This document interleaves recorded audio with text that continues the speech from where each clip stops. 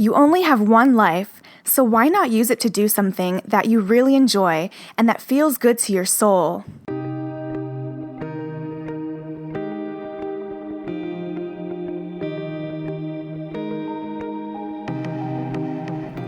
So many people get stuck in what they think they have to do, what society tells them they should be doing the most safest and secure thing, or doing what other people want for them. But what if we all did what our hearts wanted us to do, and if we went for the thing that makes us feel the most alive? When I signed up for college, I had the idea of doing dance therapy, so I majored in psychology and minored in dance. It's not a conventional career, but that's what my heart wanted at the time. Dance made me feel connected to the body, which I found to be so healing for me, especially when I was a teenager. I wanted to help people heal trauma in some way, and since dance was so healing and therapeutic for me, I wanted to share that with other people. When I graduated college, I worked in the emergency room and on a phone hotline as a crisis worker. I also worked one-on-one with children who had developmental disabilities.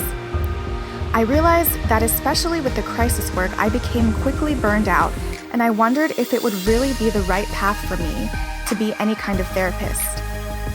I knew it was something I could fall back on, possibly, and I could go to grad school if I felt like I had to, but it didn't feel right to me to do something as a backup, especially when you have put so much work into getting a graduate degree and only as a backup. There is no way I would have been at peace with myself knowing that this wasn't going to bring me the most joy. I started playing the ukulele in this time of my life and found it to be really enjoyable, rejuvenating, and relaxing for me. I also started making jewelry and enjoyed doing creative things. I became interested in holistic healing and farming in my early 20s and thought that maybe I wanted to be a farmer. I moved to the North Shore of Oahu and worked in the beginning stages of a biodynamics farm. I went to New Zealand and did woofing, which is where you work on people's farms and gardens in exchange for room and board. I realized after all this that farming wasn't really something I wanted to pursue as a life path. I would still like to grow my own food as a hobby, but it's not something that ignites a spark within my heart like music does. After I did my yoga training and came back from India, I started teaching yoga and I enjoyed it, and I felt that it was a great way to develop self-confidence and public speaking skills. I taught yoga for a few years in different settings, such as studios, an international school, at the park, and at hotels. I've enjoyed yoga since I was a teenager, but it's not something that I want to pursue as a career in, although I still enjoy teaching from time to time. I also created something that I called Cosmic Yoga and Ecstatic Dance, which is basically a blend of some yoga, ecstatic dance, intention setting, and partner exercises, where my intention was for people to connect to themselves, their bodies, releasing stress, as well as connecting to others in a safe environment.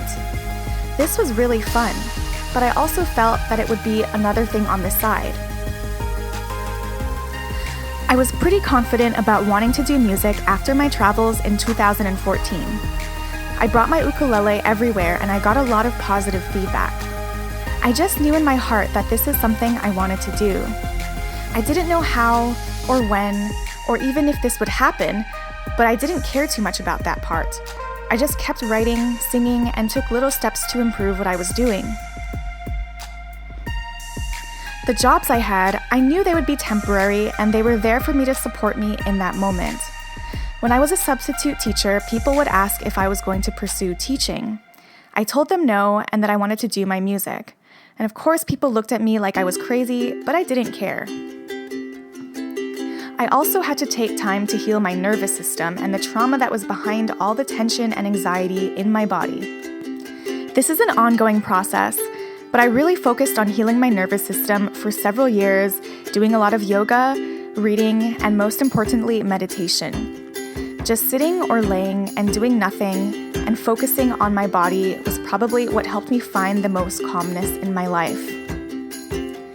I realized that everything I pursued in my life, even studying psychology and all of my previous jobs, played a part in helping me develop skills that I needed and will always use. There's no such thing as failure in my mind. We do things, we learn, and we keep going. I don't see anything as a waste. Even if we spent years pursuing something and spent lots of time and money on it, if we realize we don't like it, it's okay to let go and take steps towards what is the truest path for us. It doesn't matter how old you are. Even if you're 80, it's always okay to start doing what you really want to do. One of the most important things is also to not let anyone's opinions, thoughts, or energy get in our way. That takes away from our freedom. Other people's thoughts and perceptions have nothing to do with us, and it's best to stay focused on what's right for us. Even having boundaries with our own selves when we compare ourselves to others is a must. It's not fair or even logical to compare ourselves to someone else's journey in life. Although we are one in a way, we are all a little different, and we are born individual bodies for a reason. To discover our individuality as much as our oneness, and to explore our own personal connection to what we are doing and to the universe, to God, or whatever you want to call it.